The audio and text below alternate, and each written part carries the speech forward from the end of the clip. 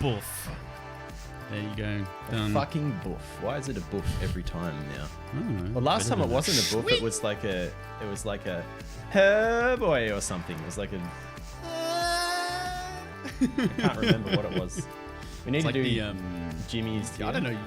You don't watch Ludwig, hey, so you wouldn't know that noise. His donation sound is like him singing in a choir, and he goes. It's the most cringy thing. It's fantastic. No, I don't know who he is. That sounds fucking weird though. Why would you want that for an alert sound?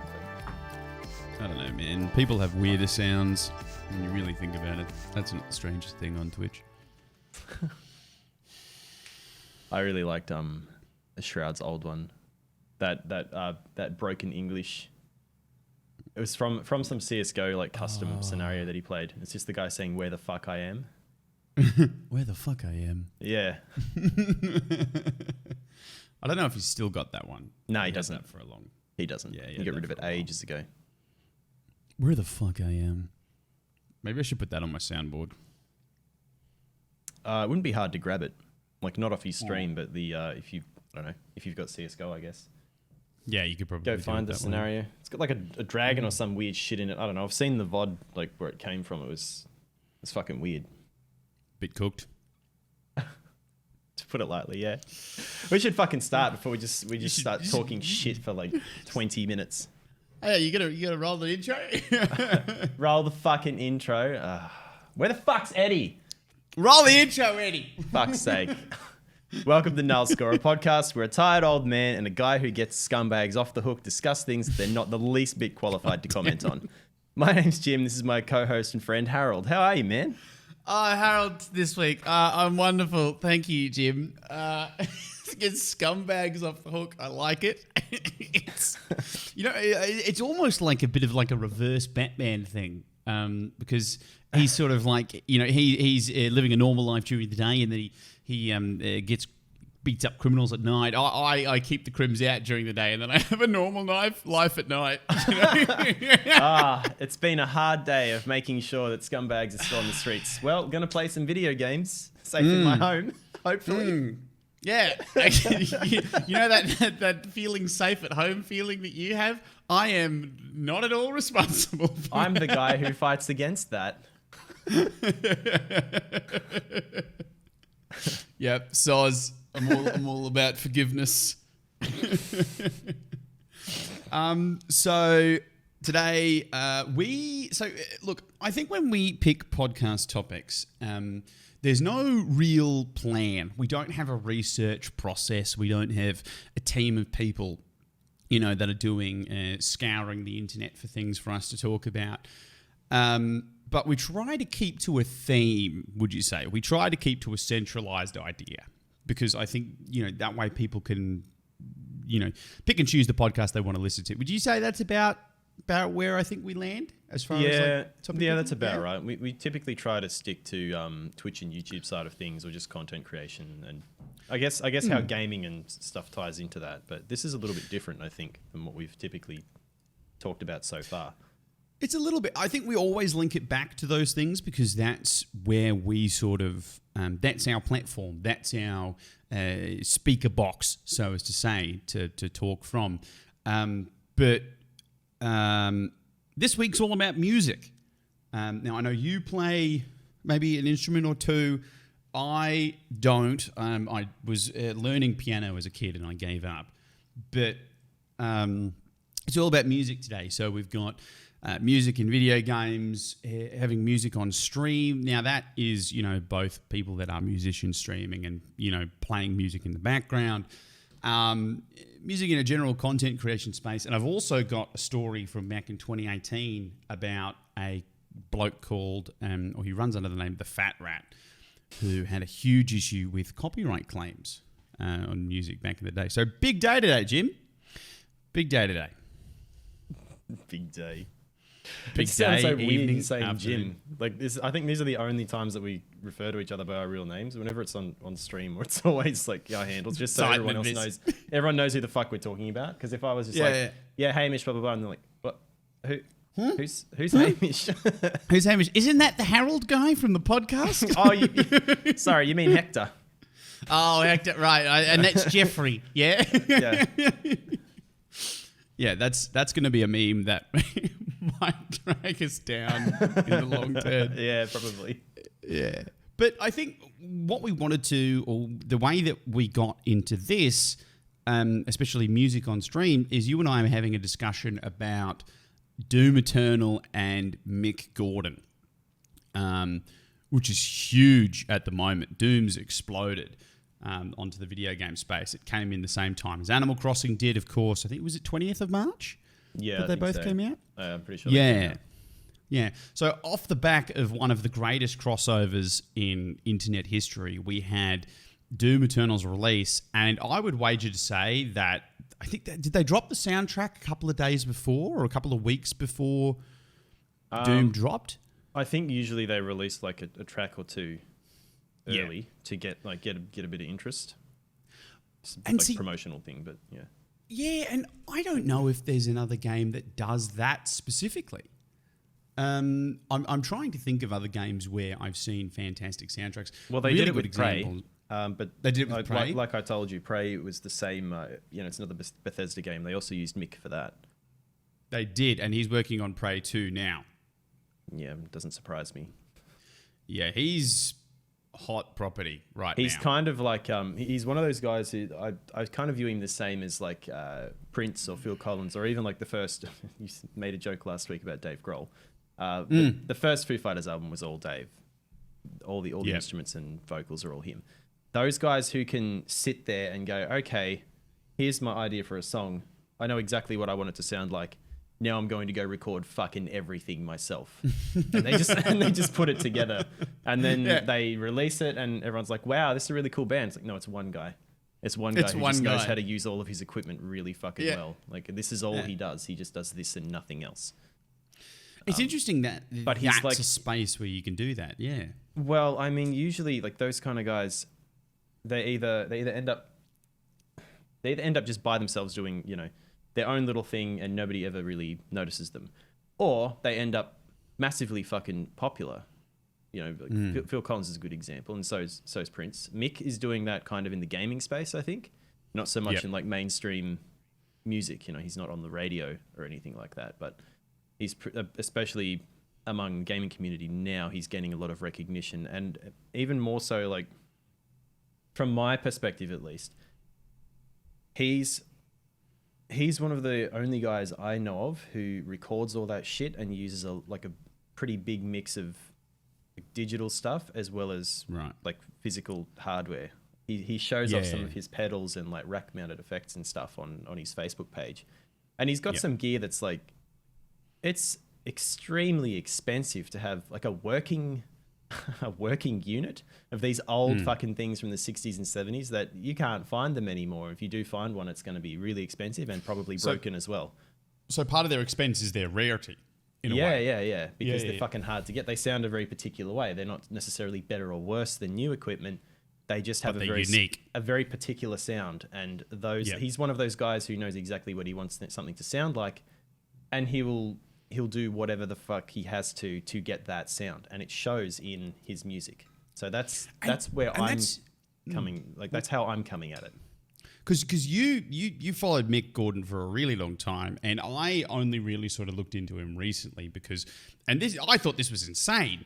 Is in the first clip, or the first soundtrack, he literally took a chainsaw, and he distorted that effect and then included that in the Doom soundtrack.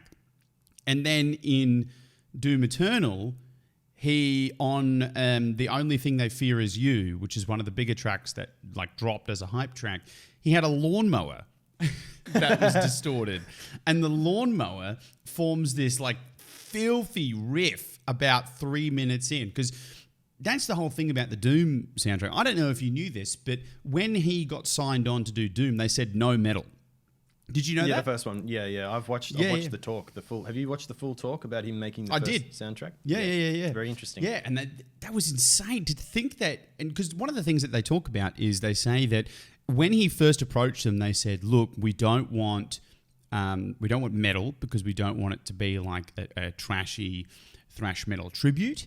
Well, and he's like, I think he went okay, and he's jumped in, and he mainly worked with synths. And then they said we don't want guitars because guitars have been overdone. And then slowly, I think 9 months into the process or something, he started to reintroduce guitars, and then now we've got that Doom sound that everybody loves. I mean, that's the way that I understood it. He knew what he was doing. Like, there's a couple videos, there's probably lots of videos about it, but there's one in particular I can think of that shows you the Doom soundtrack, like the original Doom soundtrack, all like the MIDI file shit. Oh, and wow! So it's like the waveform and stuff. Yeah, it's showing it's comparing them to real songs that some of the original Doom soundtrack sort of borrowed or was heavily influenced by actual, metal that was released at the time. So the Doom soundtrack being metal has made sense from the start. I don't know if my raid alert. The Doom guy putting on his helmet. GIF and So the music that's playing is actually a cover of E1M1. And for those in the crowd who don't know what E1M1 is? At Doom's Gate. I'm pretty sure that's what it's called. The music, the first level of Doom. But it's like it's an iconic Doom riff. Yes. But this guy's playing the whole thing. I don't know whether it's a real kit or whether it's I can't quite tell if it's a real kit or if it's all like samples and shit. But all the guitars are real. The guy has videos up of him playing through the whole thing, all guitars, all perspectives. Wow. I don't know. I'm sure I've shown you before, maybe not, but yeah, I might leave a link just in case because it's pretty impressive to watch it for me anyway. I don't know if you're into music, I feel like it's impressive. But yeah, the point is, metal and guitars being part of the Doom soundtrack is part of I feel like it's part of the original sort of Doom experience. That was part of it. The music was a big part of Doom, I think, for a lot of people. And to say that we don't want metal or we don't want guitars, you're kind of taking away from what it is. And that was something that he covered. It's like, why would you not want? I think it was difficult for them really early on, and I genuinely think that they didn't expect, I think, the critical acclaim that Doom got. I think when they were I think when they were rebooting Doom, I think that they were looking to make some what I refer to as nostalgia money, like you're seeing now with a lot of remakes. They make a decent coin because the name carries a lot of weight. Grab. Yeah, really, it is a cash grab. Yeah. But then the developers for Doom really took it in a fresh approach, and it created this beautiful thing that fits a hole that was in the space in first-person shooters. Because there is are you familiar with the YouTube channel? I think it's a YouTube channel. I think it's The Escapist, but they do a series called Zero Punctuation. Yes. With Yahtzee. Yeah. Huge fan of his stuff. I've been watching him for years. And he does a review of Doom where he talks about how when he had Doom explained to him, it was like he being an aging, balding, skinny man having an incredibly hot female walk up to him in a bar. And he's sitting there very skeptical, like, what's the catch? Because all the things he was told was, it's a shooter that focuses on momentum. Okay, well, did they include a reloading mechanic to ruin the pace? And they're like, nope, no reloading. And he's sort of just like squinted his eyes and he's like, what's going on here? And the whole review, he goes on and he explains how it's really done well. It's a faithful recreation and it's fantastic, fills this power fantasy void. And the whole thing that he closes up with, which I thought was hilarious, was not every hot girl that approaches you at a bar is trying to, play a prank on you or get back at you. Sometimes they're just looking to get back at their dad, That's definitely like the feel that I got with Doom is playing Doom. Doom was this giant middle finger to a lot of these games that come up, which is serviceable multiplayer shooters. I think Doom flips the bird at games like COD and Battlefield, and I guess to a certain extent Fortnite, but Fortnite, they don't really cross audiences. Fortnite was out afterwards, but yeah. Yeah. So, I mean, I thought that was just such a cool explanation, the way that he did it. So, Zero Punctuation, if you've never seen it, it's an absolutely fantastic YouTube series where he talks about and reviews games at an incredibly fast speed and has this fantastic animation style, and he's a really funny guy. But that, when I was reading about Doom, because I remember people saying, like, Doom's so amazing, you should get Doom, you should play Doom, the music's amazing. I was like, yeah, cool, whatever, it's not my game. Then I went and played Doom, and I was like, oh, shit.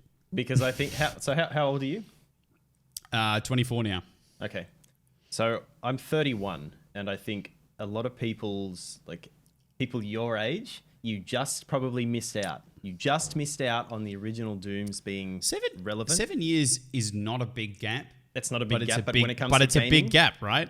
When it comes to gaming, it's a fucking huge gap. Like, people your age, I hear them saying, like, oh man, going old school tonight playing some Halo. I'm like, what? No.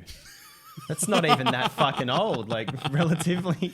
I remember playing Double Dragon on Master System, and that's fucking old school to me. Mortal Kombat 2, I used to play the fuck out of that. This is really gonna show my age. I don't know what you're talking about when you say Double Dragon. Yeah. Okay. You mentioned it like 3 or 4 times. I have no idea what kind of game you're side-scrolling beat 'em up. Like Contra. Contra was a side-scrolling shooter. Okay, but sure. Okay, yeah. Look, man, this is clearly so much. By the way, I'm drinking out of like a metallic wine bottle with water in it, but I just want people to know that this is water because we have no other water bottles in the house because I've left them all at the office. And Where is your fucking coffee? Where's your fucking coffee? We'll get to that later. I've finished my coffee. We'll get into that later. But yeah, I've got the water here as well. Yeah, it's wild to think. Like I have my first console was a PS1. Just whilst we're on the subject, before we get too sidetracked. Yeah. Yeah. No, mine was a Sega Master System 2, and it had Alex Kidd built into it. I actually, you know what? I had Sonic and Merc. They were the other 2 games I had. That's all I fucking had for a long time. I mean, we maybe had a SNES back in the day. I remember very vaguely playing a SNES, but honestly, it could have been a dream. So the first console I know I had, the first console I know I had for certain was a PS1. Yeah. I remember playing this level on Mario and being incredibly frustrated at it, but again, could be a dream. You know, you know how like you think that far back and you've got like fragmented bits and pieces. Yeah, I remember. No, I know what you mean. But my point was that for I feel like a lot of people your age, the first like time that you actually played Doom and you were able to enjoy it and appreciate it, you would have been old enough to do so, would have been when Doom 3 had come out, which was not really representative of the series. It's kind of like the one, it's like the fucking, you know, they call it the redheaded stepchild. You just go, it's here, but just Doom was oh god, Doom had a fucking rough patch then. Yeah, it really did. Trying to think, there was this my Let's take this game that was all about you facing hordes of monsters, killing the shit out of all of them, and coming out on top, and turn it into a dark survival horror game. Oh, shooter. Don't do that. Oh, that's right, because they were all There's everything at the time was like a horror fucking influence, like dark and gritty, and that's not what Doom really was before that. I don't think it was gory. But it was also very brightly colored and fast usually. And Doom 3, like I played a bit of it and I don't remember it being like that at all. I just remember thinking like, this is too slow for me. Well, that's the thing about Doom is Doom Eternal is fast. It is really I haven't had a chance to play it yet, but it looks fucking nuts because people thought Doom 2016 was fast, and then they were like, "Hey, how about we give you 2 dashes and a grappling hook?" And everyone was like, okay." That was such a weird mechanic to see, like in a Doom game. They're like, "Yeah, you've got a grappling hook now. You can like hook onto things and onto enemies." What? I mean, it makes sense for the Doom Slayer, like charging into the demons. I think it does. It's very in your face. The other thing. Yeah, that's you know what? On the topic of the Doom Slayer and having like his theme, he's sort of become like a new cult icon now. And I have to say, right, out of all the fandoms that I think that I've observed in my time on the internet, the Doom fandom, as far as comments go on the YouTube sphere, are some of the funniest people I've ever seen. Have you ever like looked in the comment section of like some of the Doom soundtrack videos? No. Okay, hang on. Let me just... I'll bring it up really quickly for you because the top comments are all fucking top notch. Where are we? Here we go. The top comment 2 weeks ago on Rip and Tear from 2016 OST. John Wick kills a few guys because they killed his puppy. The Doom Slayer literally slaughters all of hell because they killed his bunny. which is the story of Doom 2. Another guy, Demons, we outnumber you 1 trillion to 1. Doom guy, it's called A Countdown. This song makes me want to eat my cereal with a fork. My favorite genre of music, violence. Yeah. I was depressed before I listened to this song. Now I'm too angry to die.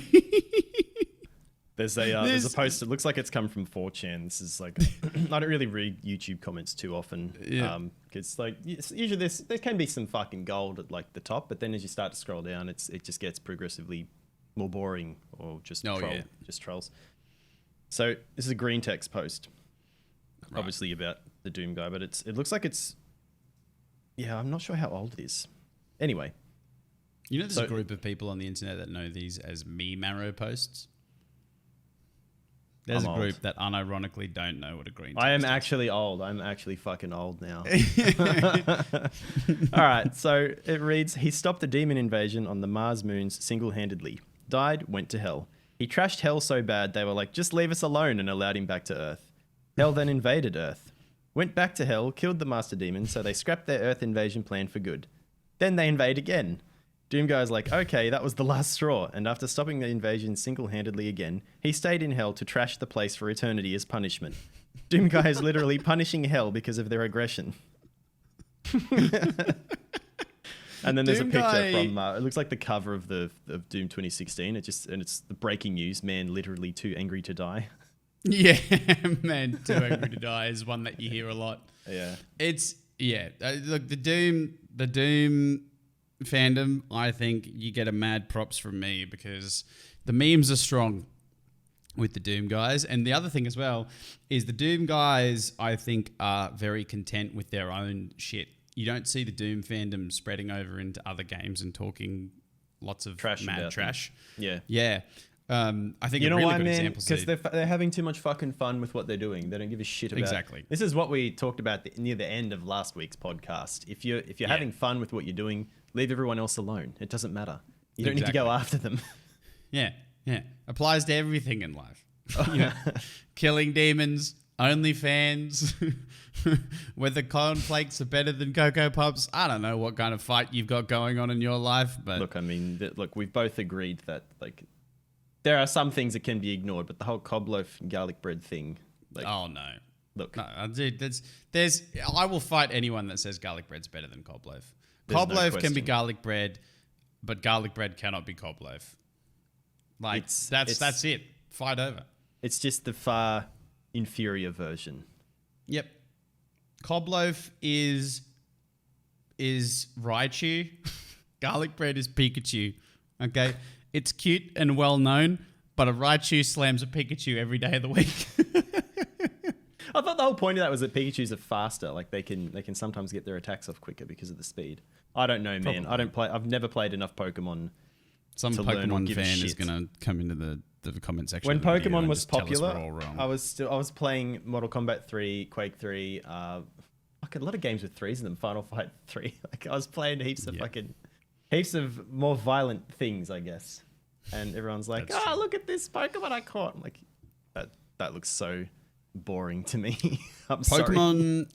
Pokemon had some iconic themes, I think, when we talk about like looping it back to music as well. I think Pokemon had the battle music, which was like the da da na na na na na na like that. And I can admit that's that has instantly a lot of recognizable. catchy music, I think. And that fucking theme song from the cartoon is still like, oh yeah, I still see new videos of people singing that. I'm like, what the fuck? I want to be the very best. Like, yeah. I never was. God. Yeah. I fucking hated it. I've hated it forever. You need to. Have I just always been a cranky old man, even at like age 10, 11? I just fucking... I just imagine you sitting there with, buddy, your school uniform, listening to the Pokemon theme song, going, nope. Shut No, I it wasn't off. listening. I would fucking rather not watch cartoons than fucking watch that. So Doom's soundtrack obviously was huge. Yeah. Mick Gordon was a massive part of that. He obviously did Doom Eternal, did a great job again. And he does a really good job of reminding you what Doom is. Because when you listen to the Doom soundtrack, a lot of it's like this ambient synths. And then he comes out of nowhere with his 8-string and kicks you in the nuts. And he's like, oh yeah, this is a Doom song. And it's like that, blah, blah, blah, blah, like really, really low sort of stuff.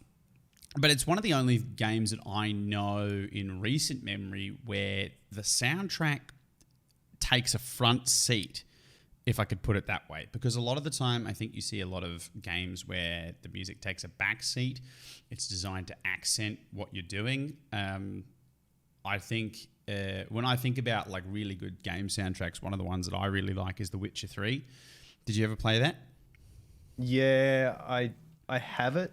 I've seen some gameplay of it, but I haven't actually sat down to play it yet. I bought all 3 of them. I tried to get through the first one, but I don't think that's going to happen. No, dude, you can start at The Witcher 3. Just honestly, skip, you could, yeah. Because the thing about The Witcher 3 is the UI is so much better, and it will be a much smoother experience for you. The thing, or the reason why I bring up The Witcher 3 specifically is if you listen to The Witcher 3 soundtrack, it's really, really well done. It gives you that like fantasy, magic, dark vibe that they're really going for in the Witcher series. And not a lot of them take a front seat. Like it's excellent, excellent background music. I've studied and worked with that on in the background.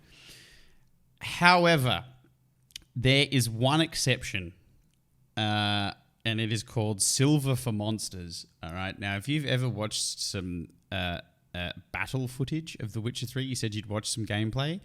Like when they're in a fight, there's this song where there's this lady in the background, and occasionally in the chorus, she just goes, "Wah!" And she does it like twice in the chorus, and it's this song Silver for Monsters. I'll send you a link to it so you can put it in the link of the Spotify thing. But I think that's the only time I really, really noticed the music in The Witcher, because every other time it's just kind of like, you know, flutes and fantasy vibe, and you're like, yep, cool, go and explore a castle, and there's some Flutes skeletons in here and some ghosts. Usually. Yeah, exactly. Yeah. And then some, you know, ghost comes out of the wall, and then old Florence comes back, and it's whoa again. While you're Her name fighting is Florence, I guess. It's Florence now, because it's every time Silver for Monsters comes on, you'll listen to it, you'll know exactly what I'm talking about. You're clashing swords, you're throwing up signs, you're trying to blast stuff up, and then she's back off for a second, there's a tense moment, and then just that fucking noise. That fucking wailing in the background. Yeah, I remember playing that game, and like the first time it happened, I was like, what, is there another ghost? Where is the other enemy? And then no, that was just that coming through, was that lady yelling at the top of her lungs in the middle of the track. Fuck. Yeah. So if you listen to the Witcher 3 soundtrack, because a lot of video game soundtracks are great to listen to in the background.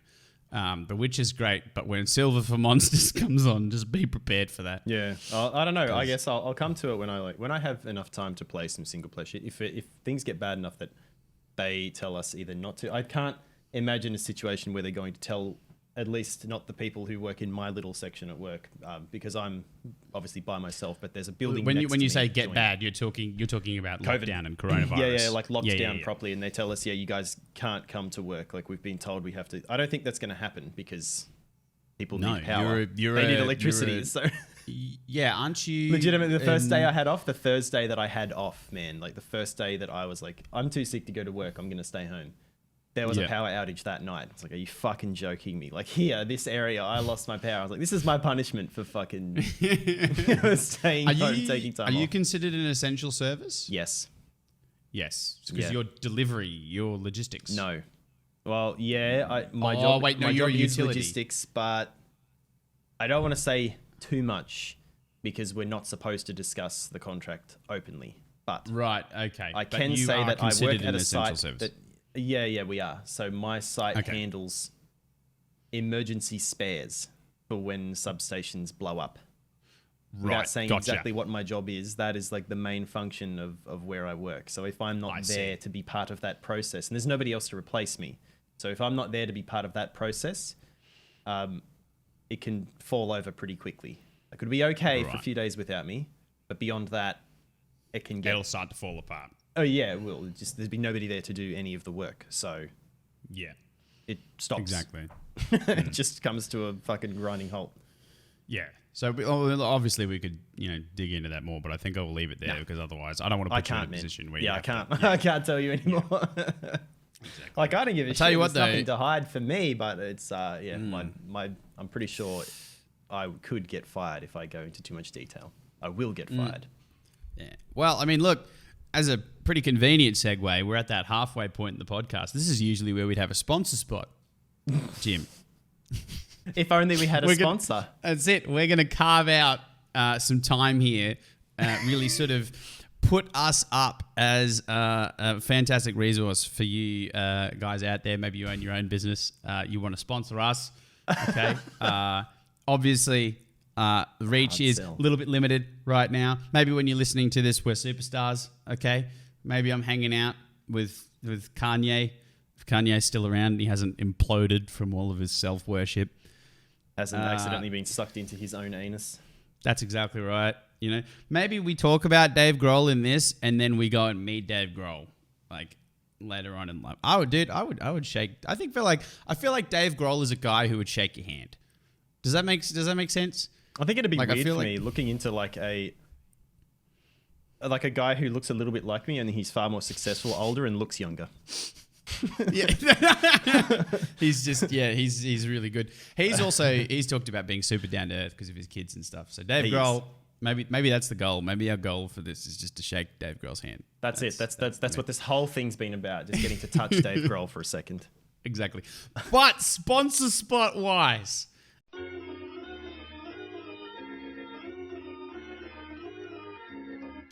Do you want a cup of coffee where if you drink one cup of the coffee, you can just tilt your head and listen to local radio stations? Fuck, man, that sounds intense. Sounds pretty good, right? What about a cup of coffee that lets you hear colours? Mate, synesthesia, I'm all for it. I would be up on that. How about a cup of coffee so strong you have one cup and it'll keep you up for days? I mean, I'm already there. What about a cup of coffee that lets you finish Doom Eternal on Ultra Nightmare the first try? I would drink that all the time. Now, sadly, Killer Coffee won't do that, but it does taste awesome. So we've both been smashing it out lately. I had this is my second today. I finished that earlier on the stream. That's why I'm drinking water now. But I got it and I thought it would kick my ass. And I would just be like, just shit all the time. Just poo. But no, it's doing really, really well. And you know what? True to their name, I think that they say not bitter on the front. And that was genuinely something I thought I was going to encounter. Yeah, because I didn't believe that either. So strong. I was like, no, and then you have it and it's good. It goes all right. Yeah. This is probably one of the only coffees that, like, when I got too lazy to do milk and stuff, because I have a coffee machine and I usually take the time to do the milk and shit properly as well. This is one of the only coffees that I can handle. I'll just do it black if I'm too lazy. I'm like, I don't fucking care. I just need to drink this coffee, and it's drinkable. For me, it's drinkable black, and I don't really like black coffee that much. Yeah, but it worked out. Yeah, I mean, it works for me at least. That was I think as a joke, we sort of said like, oh yeah, we'll get Killer Coffee as a sponsor and we'll just be like, Killer Coffee. We've been joking about it for a while. And we hadn't tried it at that point, but now we both had it and we're like, oh wait, this is actually really good. I think I bought it after we recorded the pilot. I bought some. So I've had it. Because I made the joke about Killer Coffee and you went and got it. No, I already had it. And then you were talking about like, we were joking about sponsors, like trying to harass sponsors and how we would go about it in a way that's completely fucking wrong, just for a laugh. Yes, exactly. Yeah. And you were like, we should get some coffee company to sponsor us. And I was like, well, I mean, I bought some of this shit and it's really fucking good. Because coffee makes a lot of sense for both of us, because you wake up really early. I drink a lot of coffee in my work because I need to be alert and stuff. And then we play games all night and we have to be alert again. So there's a good, 12 hours of our day where we need to be switched on. More than that for me. Yeah. Those 12 hours, the 12-hour gap is usually just my work day. Yeah. So beyond that is where if I'm streaming or doing fucking whatever else, I still have to be pretty alert. So, so look, it's genuinely good stuff. So we'll meme about it. But if you are looking for a coffee, and one of the really cool things as well at the moment is they deliver. They send back. We should be clear. So this was a fake sponsor spot. This is a fake sponsor. We're not actually sponsored by Killer Coffee. We just like their coffee. That's all. Very happy for that to change, Killer Coffee people. Very happy for that to change. I feel like we are not. It's too gross. Right now. The joke that I keep making, where I'm like, "Please give us money." It's too gross. I can't keep that. Look, we're target audience, baby. All right? Are we? Like, we just need to speak to Jeff in marketing or whoever it is. And just be like, Jeff, matey, look, we don't need much. Maybe just a bag, something. I'd be happy with that. Send us a bag, please. A free bag of coffee. Of coffee. Jeff, I actually have to buy some coffee, Jeff. Yeah. So they also deliver and stuff. So if you guys are all at home, have you seen the thermos? It's like a big fucking it looks like a fucking cannon shell. Oh, the bullet thermoses that they've got. Yeah. They've got those as well. They've got they've got a gun mug here as well. I saw that one. I kind of like. It's almost like it was the gun mug is exactly what I think an 8-year-old would have designed, and they just followed through, and it's awesome. Somebody thought it was funny enough to put into production. Like, yeah, fuck it, why not? Yeah, exactly. I think people will buy it. People will buy weird shit like that. And they got the skull ice trays and stuff. Very cool. Very I think they're happy laughing at themselves in a little way. But in any event, they're really good. That's enough free sponsorship for them. Look at all the $350 or $303.50 that we provided in ad revenue for them. Maybe. Circling back to the content today. Let's talk about music on stream. So when you are streaming, you play a lot of synthwavy sort of stuff in the background.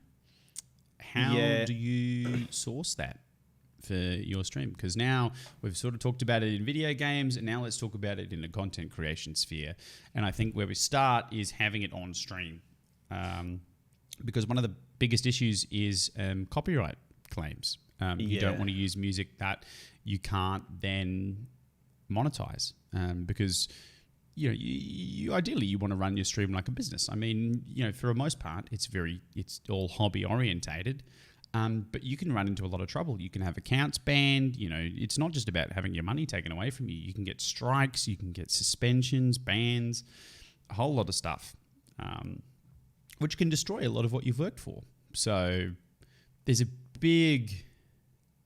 there's a lot of good reasons to not play copyrighted music on stream. So when you stream, got a lot of synthwave. You're asking me. Yeah. Where does it all come from? How do you? What's the process? Usually it's just stuff that I have a fucking massive playlist of that stuff on Spotify. Yep. That I listen to sometimes when I'm driving. Mm-hmm. It's mostly just artists that I liked, and I messaged them and said, "Hey, are you all right with me using this stuff while I'm live on Twitch?"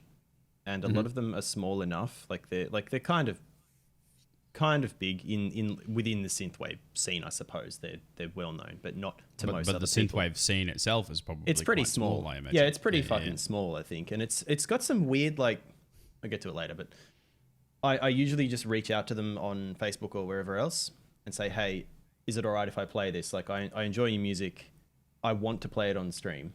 I don't want to get strikes against me or anything. I just want other people to hear your music as well." And I've got links to my my collection on Bandcamp, which is where I buy all the music. Yeah. I buy their albums and listen to them that way. Even if I listen to them on Spotify, I still usually buy their albums on Bandcamp, just because they get direct money that way. Okay. Even so if I buy an album and I'm supporting only the artist. yeah, it is. That's the idea for me. It's to get their music out there as well, because the way I see it, most of them are also small content creators, just of a different kind than me. So it's almost like a symbiotic relationship. Kind of, yeah. It's kind of, yeah. I think a lot of people are very indifferent to the music that I'm playing. Like they couldn't give a shit whether it's playing or not because they're not into it. But every now and then, people will be listening to or like there's quiet enough on stream that they can hear the music and they're like, wow, like what is, where did you get this? What is this? And like the artist and title's right there, man. If you want to see the rest of the shit, scroll down a little bit. In my panels, there's one that will take you to my Bandcamp collection. You can find their albums and shit there. You can listen to them on Bandcamp. You can find them on Spotify. Probably you can buy their album if you want. They're usually pretty cheap. So I reach out to them and ask them, and they usually say yes. Some of them didn't bother to answer, so I was like, all right, well, fuck it. You're asleep at the wheel. I'll use it anyway. If you ask me to stop, I will. If I never hear from you, whatever. Other people have heard your music. They might also come and buy it and support you or listen to it on YouTube or whatever. Exactly. And you don't remonetize their music. No. So it's not like they're at a great detriment. At this stage, I think we're in a unique position because we're still small. But, if you were bloody Ninja, with 20, 30,000 viewers, you'd want to be careful, I think. Or you might even, it might even come full circle. And then that person might think that you're actually promoting their stuff. I mean, Ninja had that comment where he was like, Drake is trying to break into a new audience or something like that a while back. Do you remember this? When he played with Ninja? Yeah, so Drake played with Ninja, and then after that happened, Ninja made a comment and how he said that it was good for both of them because having Drake on the stream was great, and then Drake was able to break into a new audience, which is the stream audience. And I feel like all those people knew. That's exactly right. People laughed at Ninja because they were like, "Yeah, okay, you're putting yourself on a pretty high pedestal to say that you're up Ninja, near are Drake." You trying to say that the people in your stream might not have known who Drake was before he played Fortnite with you? Because that is fucking hilarious. Yeah, so that was the idea, is like, does Ninja, stand to gain the same that Drake stands to gain, or is it just, whatever? A lot more, because I would say a lot of Drake's fan base, like his actual fans, probably didn't know who the fuck Ninja was or care even after they found out who he was. They just went to stream to see him play Fortnite. Yeah, pretty much. They just watched Drake play and they're like, who's this fucking loud idiot screaming at kids? I think that's awesome. That's awesome content as well. Yeah, that's awesome content. Is like watching celebrities do regular people shit. That's very, very cool content. Playing with Ninja isn't regular people shit though. Like that's not the normal Fortnite experience, is it? Yeah, I guess. No, it's not. But I mean, it's as close as we'll get. I mean, Deadmau5, who's a well-known music producer. He plays video games on Twitch and stuff. He actually streams making music. Not on Twitch, I don't think. Twitch. He got banned. Oh, he did for a little while, I think. Is he back? Maybe he got banned. I'm not sure. I'd have to have a look, but he got into a scrap with one Twitch streamer at some point because he was calling streamers e-beggars or something like that. It was a whole thing. But I don't know a huge amount about it now. But as a result of this idea where you have to be so careful to not include copyrighted material in your streams and whatnot, there's a lot of resources available now to streamers and content creators where you can get copyright-free music. Because I think they used to have it for like ads and stuff for TV, but with the rise of internet media, there's a growing need for easily accessible copyright-free music. I think I know where you're going with this. Yeah, well, I use a resource called Epidemic Sound. They're a subscription service that provides for you having copyrighted or copyright protected music. All you have to do is just chuck a link in your YouTube video and just to say, hey, this song is from here. And then you're covered. The other thing that does is that provides sound effects for a lot of my videos. So if you ever hear any like whooshes or swishes or splats or whatever, more often than not, that comes from Epidemic Sound. So that's a resource that I use. But recently we saw Harris Heller dropped Stream Beats. Did you see this? Yeah, I saw a bit. Kind of. I saw a little bit about it. I don't look, really know much, but I didn't look too closely at it, to be honest. That's all right. So what it is we'll start at the top. So Harris Heller, if you don't know, is a content creator whose biggest focus is streamer advice. That's his...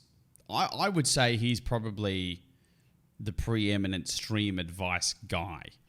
If you want to go to a channel to find a tutorial on how to do something, set up your stream or what equipment you want to buy, Harris Heller is, I think, the guy that most people listen to or most people go to because that's his focus. That's his job. He has been releasing overlays for free. He's been releasing widgets for free. He does a lot of stuff where he just kind of just gives it to the community. He just gives resources. Most recently, what he did was he teamed up with a producer and created 120 tracks and put them all in a playlist and put those playlists on various platforms. And the playlist is called Stream Beats, right? The idea is that those 120 tracks are effectively copyright free, right? He still earns money from plays on those tracks through Spotify and whatnot, but his position is that he will never copyright any of this. He's in discussions with YouTube to make sure that it's not automatically claimed. He's in discussions with Twitch to make sure that your VODs don't get muted. So he's trying to make sure that so long as that music gets detected somewhere by the algorithm, the bot or whatever, no one can ever claim it. No one will ever be able to claim that.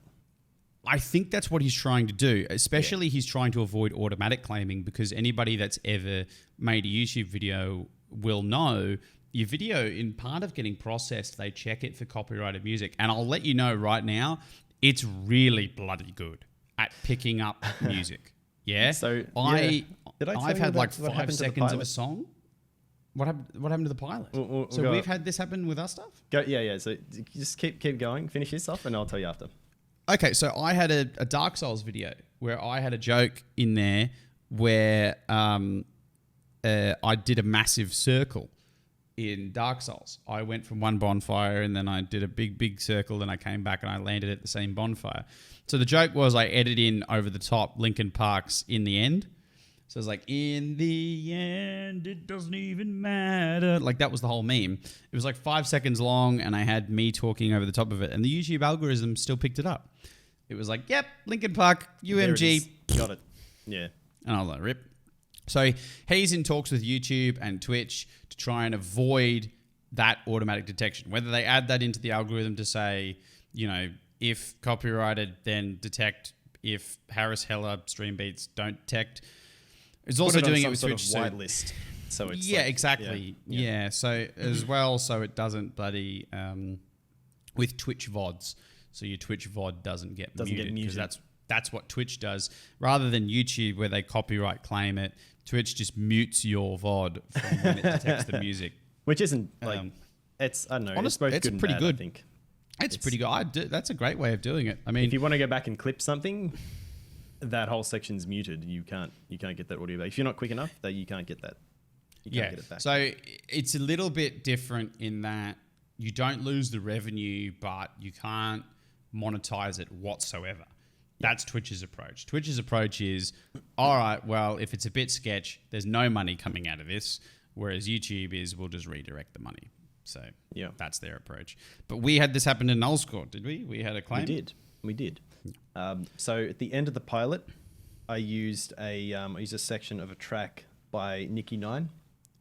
Yeah, for those of you that don't know, when we do this sort of stuff, because you and I live on other sides of the country, like I send you, other corners, I send you my footage. You tend to put it together for the video version. You'll produce the audio version, and then I tend to do a little bit of the back end stuff. So I set it up with our host that does the RSS feed, and that distributes the audio only version for those of you guys listening on Spotify and the rest of it. But you do the initial edit. where I usually do the initial edit. Yeah. There's a couple of clips in the works. I just haven't had time to sit down and fucking polish them after we've discussed about what to change to make them more usable. Because we one of the things I really try to do on podcasts is try to cut down on how much I curse. Because when I listen back to it, I'm like, good Lord. There's too many. Yeah. It's like being a sailor. It's horrible. Yeah, I understand. I think I try not to use it as a placeholder for when I'm trying to figure out what to say.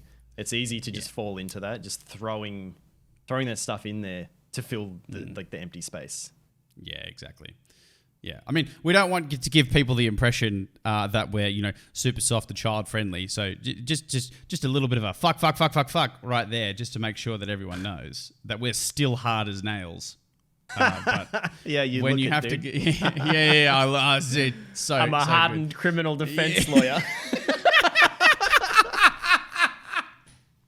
I rub shoulders with only the worst fucking. That's it. Thieves. Yeah. But yeah, I mean, I when I listen to it back, I kind of go, I don't mind it every now and then, but when you have to listen to yourself like 3 or 4 times to edit something, you're like, oh. See, that's how I feel when I'm editing. Like I typically only will watch the podcast after we've recorded it. I will only watch it twice. The first time is the way through to make sure everything's lined up how it should be while I'm editing it. And then after it's rendered, I have to watch it through again to make sure nothing went wrong, because Premiere Pro is just such a fucking piece of shit sometimes. Yeah, it can be rough. I don't watch them through again when they're on YouTube or wherever else. So actually, no, I have watched a couple of them through on YouTube. That's how I've caught that things have been wrong there, because somewhere between the rendered version being fine and then it being put on YouTube's cucked it somehow. And it's been out of sync. We have to be clear here. We're both perfectionists. Like, when we say something's wrong, we're not saying that there was a jet engine flying past the microphones. It might be something a half second out of sync or something like that. Yep. And I catch it. That's what takes me so long to edit it, because that shit happens. It happens all the fucking time. So I have a lot of respect for dudes like General Sam, who there's so many fucking perspectives and cuts and just things that he's edited in. Those videos must take him so many hours to put together. Yeah, well, and I'm here spending hours just going. I did a Runeterra video very recently, and that was a 4-hour edit, but that's very light on a lot of those cuts. That's nowhere near some of the heavier stuff you see. So before we get too far away from it, what happened? It was a track by Nicky 9 called Right. We got copyright claimed. Yep. We did. We got copyright claimed, and it sent it whatever. It did its thing. And it's like, ads may be displayed on your video. I don't think they will be. A couple of years ago, before I started streaming, I messaged him directly. I said, hey man, I've been following you for a while, been listening to music for a bit. Do you mind if I use some of your music on my stream? Yep. And he actually sent back like a proper full-on response where he was like, yep, perfectly fine. And he was like, he actually kind of sounded a little bit upset. And he was like, I guess I'll never get away from the success of Road, because it was like the first thing he released. And it's probably still the one that I listen to the most. Everything after that, like, he's released some good tracks since, but Road is the one that I always go back to as my favorite of his. And I think he seems to get a little bit like, fuck, are people ever going to stop talking about that and talk about my new shit? I'm known for. Yeah. But anyway, so he said, yes, that's fine. Use whatever you like. And he said, he actually made a point of saying, by the way, the stuff that's on Bandcamp is only a small small selection of what I have. He said, you can also, there's a whole bunch of other shit on SoundCloud. If you want to use any of that, go for it. Right. So he's saying, hey man, yeah, you can use my music, but hey, how about you listen to all of it? Which I think's fine. I think from an artist's perspective. I think he was just saying, like, you may not be aware that I have other music out, because it's not on all platforms. Some of it is only on SoundCloud. It's the only place that I've uploaded it. Yeah. I understand his perspective there. I think that I get it. Yeah. Another one, Ultra Boss. I've got a lot of his stuff on there too. The message that I sent him, the response that I got was, hello, sure, no problem. You can use it all as you please. Like, that's how he started and then he told me about an album that he had just released, and that he told me he had another one coming out soonish. Like, these guys are usually small enough that they're just, they want as many people to hear their music as possible, and they don't mind. Yeah. Like they know that people like all that engagement is good for them. If someone hears it on my stream, even like one person out of 50 goes and decides to buy their album, that's one more person that might not have even known they existed before. So they're usually pretty good about it. But yeah, we got struck for that one. Probably nothing will happen. All it said is that it's automatically picked it up. Ads might get run if the copyright holder chooses to. And because he owns the record label that it was released on, he probably won't do anything. Like if he goes for a look and has a quick look into the links and stuff, he'll find my Twitch page or he'll see my name and he'll probably link it back to, you know, the information I gave him before, where I originally asked him if I could use it. And he probably won't care.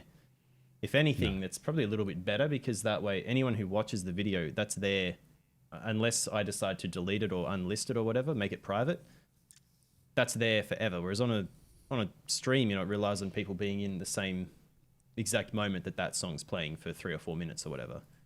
Yeah. I doubt many people sat through the entire pilot though. It was too long. And the pilot was much too long. It was ridiculous. Yeah. I'll tell you what, because we're coming up on the hour mark now, and we try to keep these things around about the hour mark. Yep. I want to talk to you about something that happened in 2018 because I think you might. Fat Rat, exactly. Yeah, okay. Are you familiar with what happened? No. Okay, so this is what I think is the pinnacle of the problem with the YouTube copyright system, right? Now, we talked about earlier in the podcast that you want to try and use and here's the thing, right? When I say copyright-free music, I mean that it's not licensed in such a way that you are required to pay to use that music to then monetize a further product, okay? It's important to understand that because when we talk about DMCA claims under that's technically called the Digital Millennium Copyright Act, it's a US piece of legislation that criminalizes a lot of this stuff to do with the internet, right? Yeah. When we talk about this sort of stuff, when I say copyright-free music or copyrighted music, almost every song has copyright attached to it. This is what people tend to forget, right? From a legal perspective, any creative work inherently has copyright. You can formally recognize that copyright depending on where you are. You can sign a form, get it all registered and shit, so it's easy to claim. But what people need to understand is when it's copyright free, generally there's a declaration associated with it that it's free for use in further monetized products, right? Often as a result of a subscription fee or something like that. But sometimes it's given away for free, right? Just as exposure. That aside, the way that the YouTube copyright system works is interesting.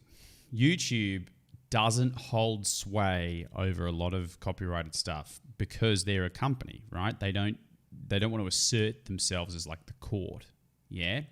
So what you need to understand about YouTube copyright system is when somebody says, hey, that's my content, they can do a couple of things, one of which is claim a video. They can say, that's my content, I want to claim it. Then all the money made by that video is redirected to the account that made the claim. So you aware of this? Did you know this beforehand? Yeah, because Nintendo does it to everyone. Yes. Nintendo had a really big issue with it back in the day. They've since eased off. They've since pumped the brakes a little bit and let people do it. Because for a while there, you couldn't actually capture game footage.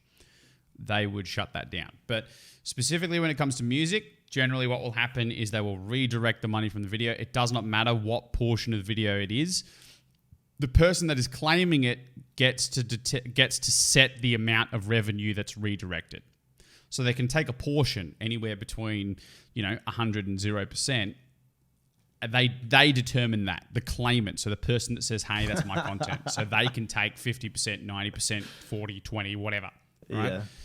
You're already starting to see where this gets wild. Yeah, 100%. Just take 100% every time. That's exactly. Why wouldn't they? So, the Fat Rat, right?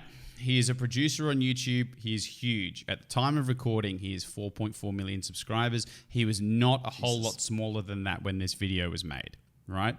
He has made some absolute bangers. I can absolutely guarantee that if you go back through the stuff that he's made, you will have heard that in a Minecraft montage or a Fortnite game or something in the past 3 to 4 years.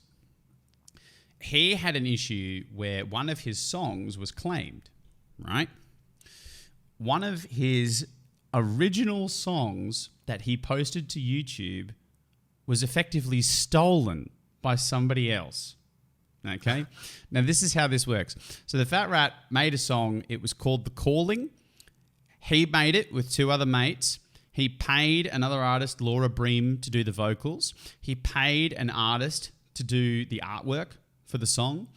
And then he posted that to YouTube. He also got himself the song registered, like it has a copyright ID for his relevant area, I think in the States. I think it's called a UCD number. But he's done all of the necessary steps. That is his song, right? It's not a bootleg. It's not a cover. It's not anything. It's his song. Every part of it is his. It's all squared away. That's what I'm trying to get across when I say this, right? He wakes up, I don't know exactly how long after he posted that video, but it's been copyright claimed by somebody else. Okay? 50 seconds of the start of the song has been copyrighted by another person, going under the label name of Ramjets, right? Who is Ramjets? Well, part of the issue is he doesn't know, right? So his original song's been claimed by Ramjets, right? He's built it ground up. He goes to figure out who they are. Goes to their Facebook page they have listed, connected to their YouTube account, doesn't exist. Instagram connected to their account, doesn't exist. YouTube account, 2,000 subscribers at the time of recording, doesn't have any vids. Twitter account, had 1 post. Subsequently, after he made this video in 2018, deleted, right? They have no contact details. They have an email, which is like, it's like 1208 James or something like that. Oh, right? So it's just a bullshit email then. It gets better, right? It gets better. The material that they cite when they make the claim. Now, keep in mind that when you make a claim, you have to cite the part of the video, that you are claiming that you have copyright over. Yeah. They claimed the first 50 seconds and they said it was because it was material that they own as a label, right? Which was a bootleg of his song, The Calling, right? So the first 50 seconds of The Calling that this company that doesn't exist claimed is because they own the rights, allegedly, to a bootleg of his song. The same song they're claiming. Yes. So he made a song, somebody made a bootleg of that song, signed it with a label, which is apparently Ramjets, and Ramjets claimed the original song the bootleg is based off of and redirected the revenue.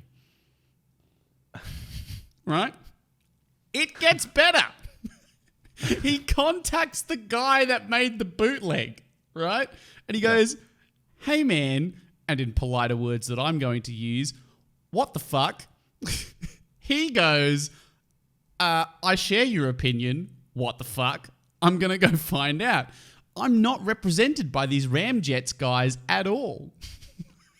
So these guys literally went and claimed a video. It's not theirs.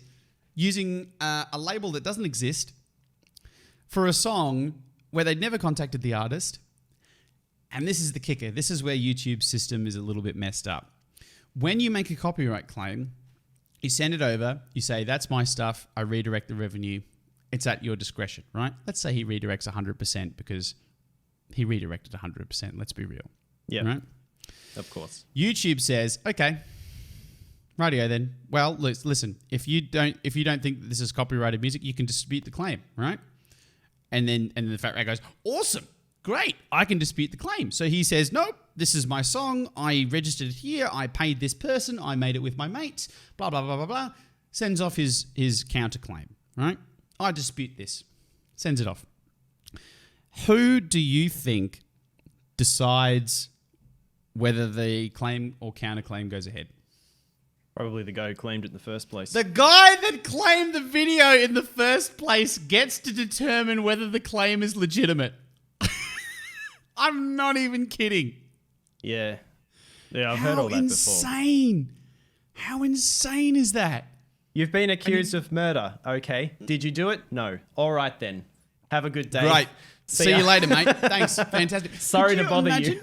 Could you imagine if a guy walks into a bank, holds them up by gunpoint, takes the money, the cops catch him outside, and the bank's like, yep, that's the guy that robbed the bank. The cops ask him, they're like, did you rob the bank? He goes, nah. He goes, rightio, off you go. Did you done it? No. All right then. I'd be out of a job. Yeah. How are you gonna defend the scumbags if they never make it to court? That's exactly right. I'd be out of work. So, yeah, this was insane. Some guy used the YouTube copyright system to literally steal revenue from a guy's video. Now, well, this got rampant pretty recently, didn't it? Like the last year or so, it was happening a lot more. It did. It happened a lot. UMG was doing huge claiming sprees. And there's companies that are purely designed around copyright protection. Duke and Media was one very recently that got put to the stake because they had a bit of a false copyright claim. I remember all that, yeah. Yeah. That was a big deal. Now, to be fair, if you go back and have a look at the Duke and Media stuff, and this is maybe something that we could talk about on another podcast, because I can talk about this for days. Duke and Media actually had a pretty decent claim, right? Because the guy that got claimed was just a React YouTuber. The two clips that they claim, it's literally him reacting to memes, right? And they hold claim over the meme videos. You can argue whether it's a trap or not, fucking whenever you want. But this guy, he's like reacting to these memes. He literally watches one of the videos and he goes, that's pretty cool. And then watches the next meme. And he goes, yeah, it's transformative content. No, it's fucking not. That's not. That's you doing something that you do, like, that's something that you do in your spare time. That's not exactly right. Entertainment for anyone. I'm not defending Dukin, okay? I think that they're absolute scumbags from what I saw. The way that they approached the situation was horrible. But they had a point. If you go back and watch MXR's stuff, if you guys don't know about this, you can have a look it up. It was MXR Plays and Duke and Media. It was all about a couple of meme clips and a React video.